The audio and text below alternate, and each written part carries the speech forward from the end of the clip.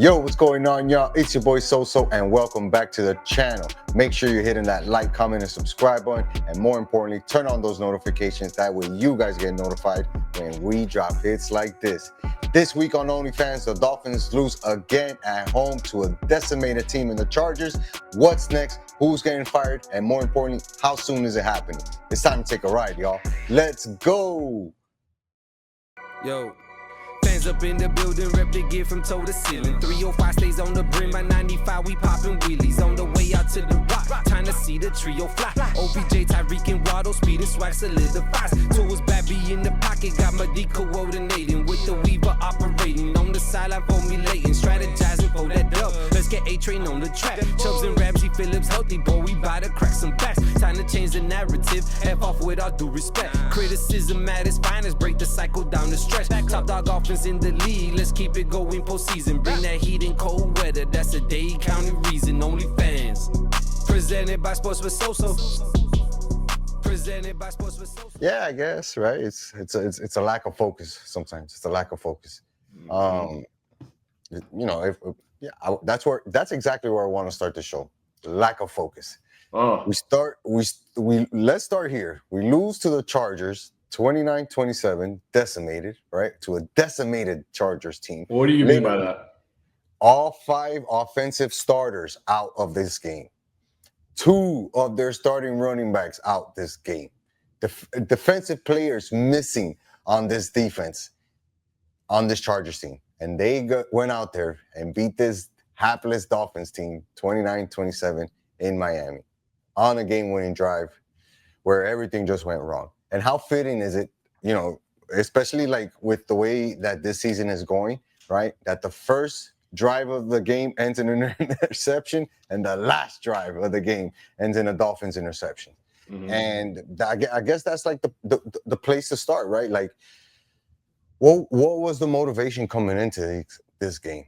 Like, sometimes we see fight from these guys, Jay, and there are other times where we see a complete lack of everything: motivation, confidence, skill, awareness, everything, and just to come up short. And I feel like we've ridden this roller coaster so many times that and that is to the point where it's like, oh, this ride is boring. You know what I mean? Like, oh, I've been to Six Flags 80,000 times. I've ridden this roller coaster 50 million times. Yeah, I'm kind of over it. I know exactly what's going to happen. That's where we're at. Especially the way that this game ended. I didn't love how it ended. I'll tell you that right now. I feel like I'm going to sound like a broken record if you tuned in last week. My praise was to Tua and the offense and the bounce back after losing Tyreek Hill and all that stuff. And then, the defense was kind of where I harped on. And same exact thing again, man. I mean, I'm sorry. I can't put blame on Tua. I know he threw 3 picks on the day. The first pick that he threw was off of Waddle. It shouldn't have been a pick.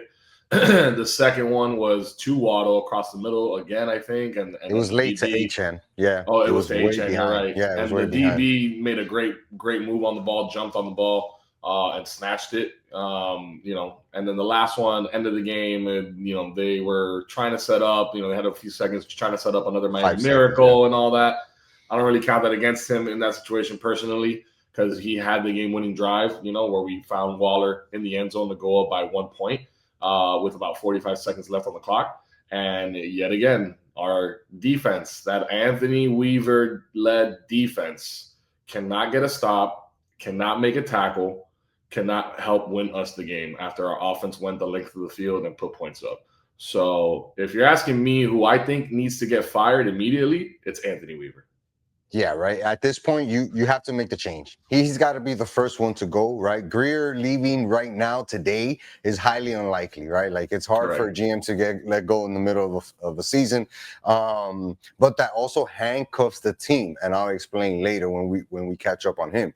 But when it comes to Weaver, right, you're literally the worst defense in the NFL. You don't really get a lot of takeaways. When they do it, it's against bad teams that literally cough it up to you. So there's nothing that's changed in the scheme.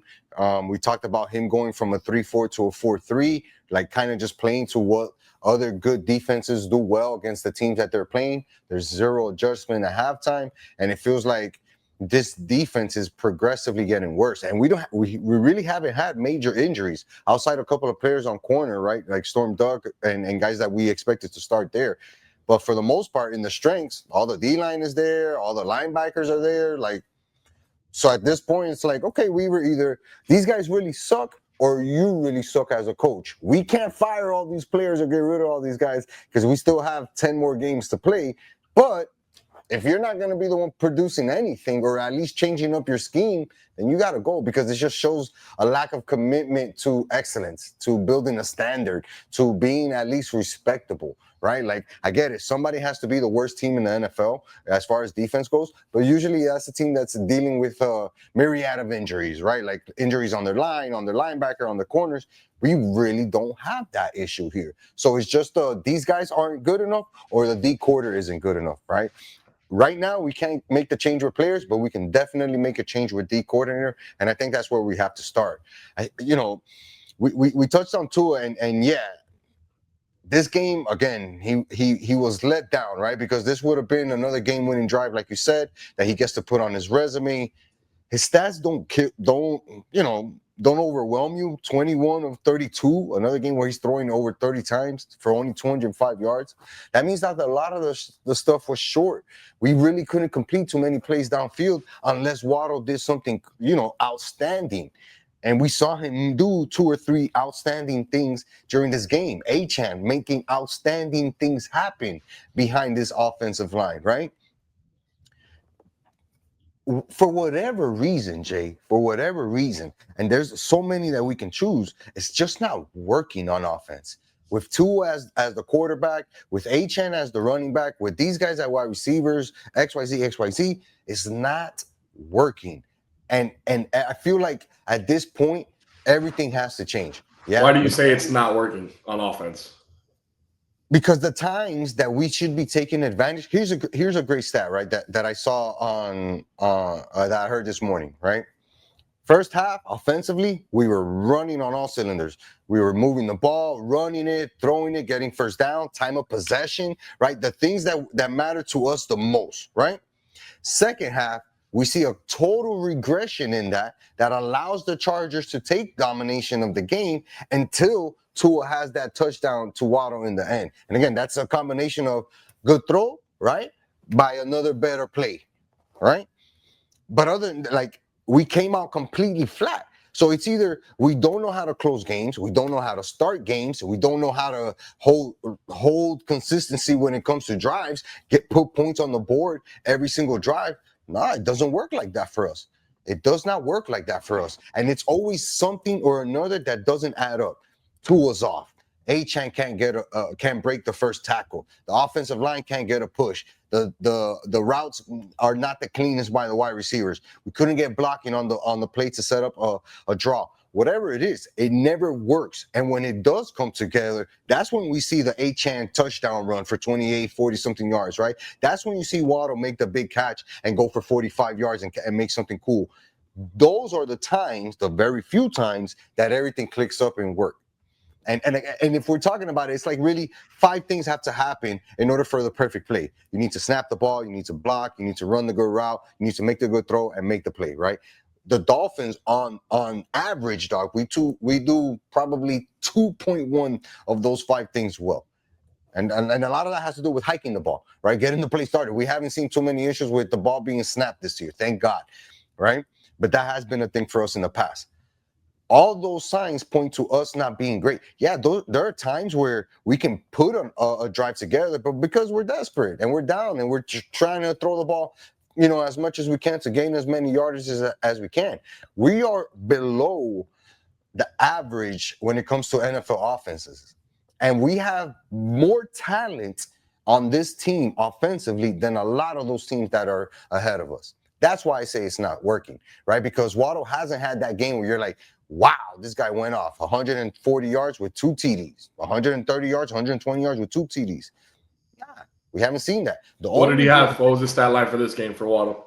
I'll give you right now. Give me 1 second. You said Tua was 21 for 32 with 200 yards. Right. A really good game for us, in our opinion, right? He had 6 catches for 95 yards, averages 15 16 yards a catch, 0 touchdown. Longest catch, 45 yards. The circus catch, that was a pretty cool catch that he Which had is an there. awesome catch. So 6 But catches without for 95 yards, just missing the touchdown on there. But besides that, that's pretty solid numbers. Take that one catch away. You know what he's got? 5 catches for 40 something. And not on the stat sheet, the interception that he caused the first interception. You feel me? Let's look at Achane again. And this is not a diss on Achane. He's been our most productive player on either side of the ball every single game, hands down. There's not even a second place, right? Okay, yeah. 16 carries for 128, 2 touchdowns, and a 49-yard touchdown run. You take away those 49 yards, he's about at 80-something, 79 yards. Still better than he's done all season. And I mean, that's the first time he's done all season with a touchdown. Yeah, the first time he goes over the 100-yard mark. I know this offense isn't working because I've seen what the good of this offense looks like. We are far, far, far from that. Far, far, far from that right now. And it's very evident. I'm not even an X and O's guy, dog. Neither are you. But when we look at this offense on field, it's like, man, what the hell are these guys doing, dog?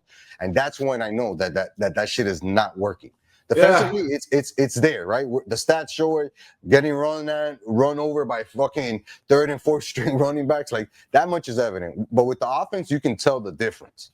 Yeah, but that's my thing though. Like that, I don't know what you're arguing now, because my thing is I see a difference in the offense and the defense as far as productivity, because the defense isn't getting it done. And to your point, last week it was against a Rico Dowdle-led Carolina Panther team where he put up over 200 yards.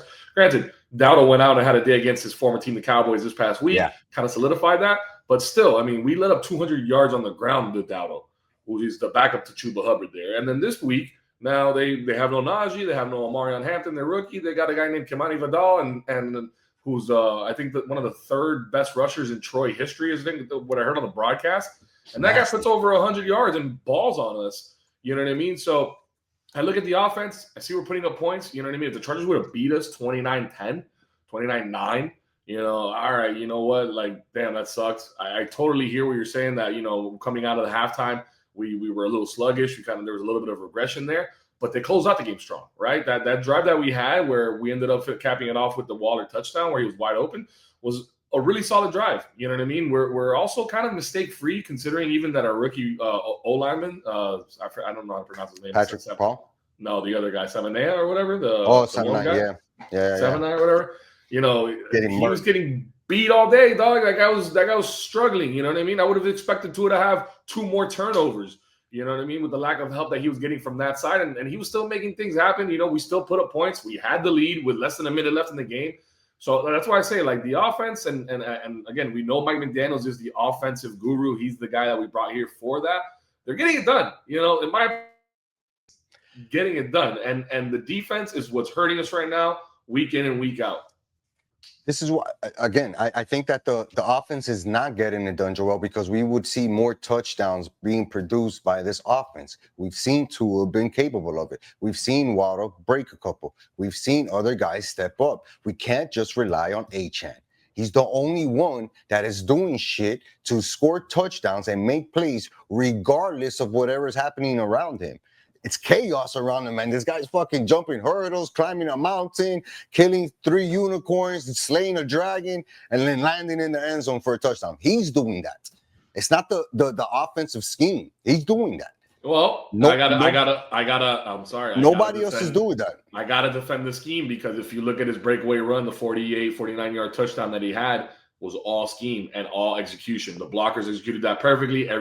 He found the seam, and his speed was what set it up. It was a perfect combination of everything. To your point, it's how we want the offense to flow.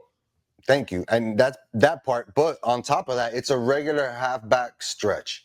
It's a regular halfback stretch. A lot of teams, every team, college teams, run that play. It's a real easy play, honestly, because everybody just stretches it out. It's not necessarily scheme-based. In McDaniel's offense, in that scheme, that's a regular the convoluted play. It's that complicated motion here, motion there. This guy's coming around. You're crossing. And then we slow it down and we do a simple little play. He recognizes that, goes, you know what? I think we might have an opening here. Let's just run a simple stretch play and perfectly execute everybody's job on that assignment. And you see what can happen, man. Especially with a guy like Achane. Like you said, he's usually battling and doing all these other things. When he has a little bit of help around him, great things can happen. And I'm surprised he went over 100 yards with only 16 carries. Yeah, I mean the 49-yard run had a lot to do with it, but again, I don't think a HB stretch is a crazy play call. Even with motion, no motion, it's not a crazy play call. It's not. It's a regular NFL play, in my opinion, right? Because I like just in my regular knowledge, a lot of teams run that play. It's a very basic play, easy to execute. Yeah, you can disguise it somehow, some way, but it's a regular play. It's not like something that Mike McDaniel did. And I'm like, damn, he put HN in a perfect position for that.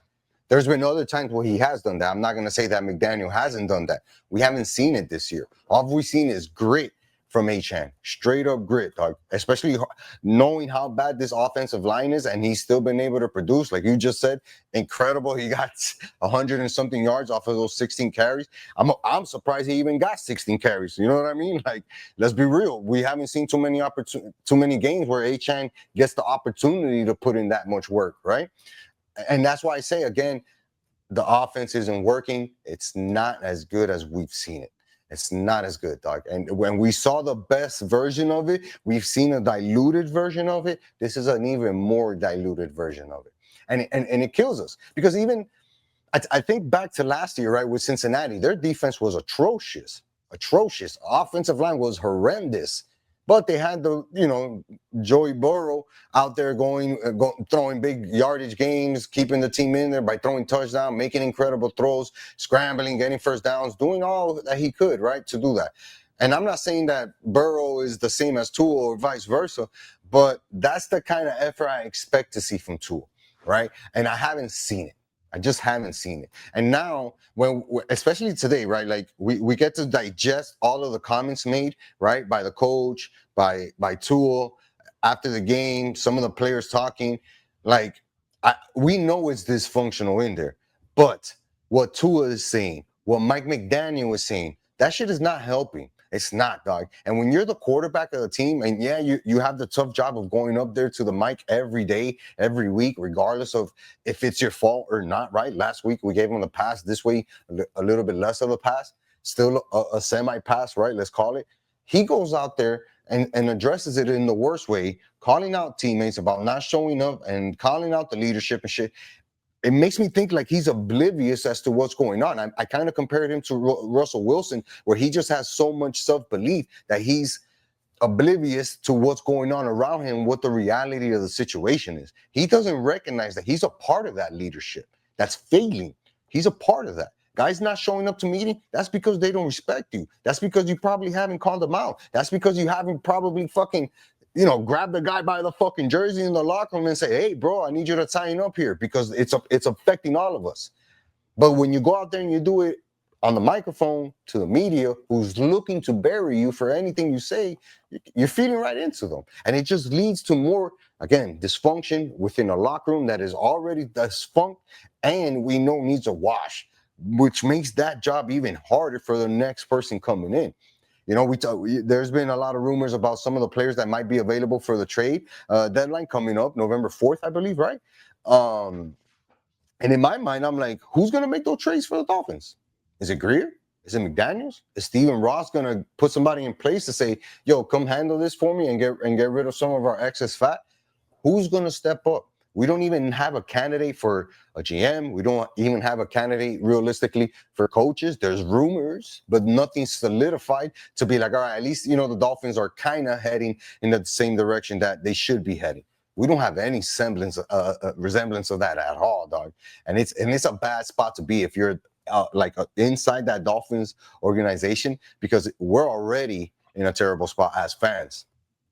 Yeah, I don't know where those comments stem from and all that stuff, because he came out calling people saying they were late to meetings and all that. But then a former teammate, somebody that was on the Dolphins, was like, he was late to the only meeting that I was a part of or something like that, and called him out quick. So it's not a good look for him. I mean, it's more than likely frustration. I mean, I get it. You're a competitor. You're in the NFL. You're the head guy. So all the love you're gonna get, and you're gonna get all the scrutiny. Right now you're getting all that scrutiny. So it's probably somewhere out of frustration is where that came from. If I had to guess, you probably could have gone about that a little bit better. You got to be more aware in those situations. But no, man, I agree. I think that we had talked about this early on. When we started 0-2, That it was going to be the next few weeks that determine what was going to happen, and I think that's it. Like we're now at the point where we're bursting at the seams here with frustration, and I think somebody's going to go. In my opinion, it's Weaver. If I had to guess, as far as lack of production and what's the most imminent inherent issue that we're facing week in and week out, it's the lack of production from the defense. I mean, you got top tier guys, dude. Matthew Judon. You got Jalen Phillips. You got Brad Chubb. These guys, you would think, never learned how to wrap somebody up. Yeah. And Phillips, you know what I'm saying? Him. He had him on that last drive, but he couldn't bring down Herbert. Herbert got away, connected with McConkey, and the rest is history. And it's like, come on, man. Like, if that was somebody, a Benito, our D lineman, our D tackle, or whatever, Benito Jones or whatever. All right, bro. Like, you're like, all right, at least he tried. But like, bro, the top guys, like, that's who we have. That's why we stack that line, is for moments like those to close out the game, get us a turnover or get us off the field and send us home with a dub. And we're not getting it done, bro. So I really think it's Weaver that's on the chopping block. You get rid of him. Like, what does that do for us? At that point. At that point, you got to start looking at McDaniels being next, because once he goes and the little bit of scheme that he was able to provide goes, I don't think the defense gets any better. So it gets worse, and then we're in a worse position offensively as well. So then who knows? Ultimately, maybe McDaniels goes after that. But man, it's a long season for us Dolphins fans, man. For sure. I mean, the only thing that we're really going to be interested in is like the future, right? The immediate future of this team, and what can we look forward to. I'm in agreement with you. I think Weaver is the first to go. He has to be, only because it's so bad and it hasn't gotten any better, and we can't afford to spend any more money on that defense that we've already invested. So you got to go. McDaniels will definitely be right behind him, closely behind him, especially with the type of schedule that we got coming up, right? Because we got tough games, and these three next games aren't necessarily barn burners, right? You got Cleveland, they're a tire fire, but it's a road game for us, so God knows how we're gonna look, right? On the road again at Atlanta, another game where it's like, toss it up and see who wins the coin flip, and that's probably the person who's going to win the game. I don't feel confident about the Dolphins going up against anybody at this point, bro. Absolutely not. And then we got to go and play Baltimore at home on Thursday Night Football. So short week, still figuring things out. Probably coming off of 2 losses. Just tough, man. It's just a tough place to be at, because there's no light at the end of the tunnel, right? We know McDaniels isn't going to be here. We know Greer isn't going to be here. We know Weaver isn't going to be here. The only one that we know is going to be here temporarily is Tua, because of the new contract and all that stuff. But outside of that, and Achane, right? Like, maybe you make a case for Waddle as far as keeping that person here, and so other rosters that aren't necessarily taking up a lot of money. But anybody making real money with the Dolphins right now, they have to feel like, fuck, this could be it as far as my Dolphins careers go, because I'm going to get moved on. I'm going to get cut. I'm going to have to go find another team. That's the type of reset that we're looking at. And for some of those guys, it might even be a good thing, bro. They end up getting picked up. They land somewhere else. And, it could turn out to be a blessing. Change their career, so, right? We've seen it. Who knows? Ginkle, we've seen it might not be the Ramsey. worst thing for them. No, man, we have the examples of that, right? That's why I say, like, the immediate future, right? I pointed to the draft. That's what's behind me. It's in Pittsburgh for 2026. That's something that we're going to look forward to, right? Do the Dolphins mess up this tank of a season, right? Where they try to win games at the end of the season that they have no business winning. We've seen them do that before and really kind of mess up their draft status. It's rough, because legit, there's more questions than answers. And even the answers that we could get, we don't have it. The only other person who really knows the future of this team is Stephen Ross, and we haven't heard shit from that guy. We haven't heard not one word about disappointment, an interview, a quote in the paper, anything. We haven't heard anything from this man, and it kills me, dog, because this is the guy who's supposed to be leading the charge. You're the one who's in charge. You're the warden. You're the guy who sets the parameters for the organization, and right now the organization is trash. It is trash. Yeah. Sad. But the good news is, guys, if you still want to go out there and rep the Dolphins and see them in person, tickets are going to be cheap. So make sure to keep an eye on them, right? Ticketmaster, Vivid Seats, SeatGeek, all that good stuff, man. You guys keep an eye out. Silver lining. Get some deals. That's the silver lining, man. I don't know, Jay. We got a tough game on the road against Cleveland, dog. I got that one chalked up as a loss. I don't know about you, dog. Nah, I mean, I'm delusional, man. We're gonna win that game, but we'll talk about it next week when we lose. Funnier things have happened, right? Funnier things have happened, dog. Oh man. Damn, dog. We got what was this? We got 10 more weeks of this, man. 10 more weeks. Basically, 10 more weeks. we got of a this, bye dog. week coming up. No, we already had our bye. I think we had the bye. Oh, No, week 12. That's the bye all week. right. We We're got that to good. look forward to. We won't lose that We're week, that's good. for sure. We're gonna have to pencil that in for a golf weekend for All right. sure. Absolutely. Let's do it. Man, I hope you guys, find the relief, right, in laughing this thing off, right? Because there's no sense in taking this Dolphins team too serious because it's not a team to be taken serious right now. Hopefully that'll change in the near future. Until then, we're going to be riding this roller coaster that we're very familiar with, right? And ride the up and downs and see what happens the rest of the way. But one thing you guys can count on is Joel and I getting together every week after Dolphins game, bring you guys our feelings and letting you know what our thoughts on what's going on. All you have to do is tell a friend. To tell a friend. To tell another friend. To tell everybody they know. That the Dolphins are drafting first in 2026, baby. It's right there. Nah, I'm kidding, but we're on our way. You know what I mean? We're going to bring you OnlyFans every single week, like I said, on Sports with Soso. So make sure you guys are following, hitting that notification button, hitting that comment button. Let us know what you think. And until next time, peace.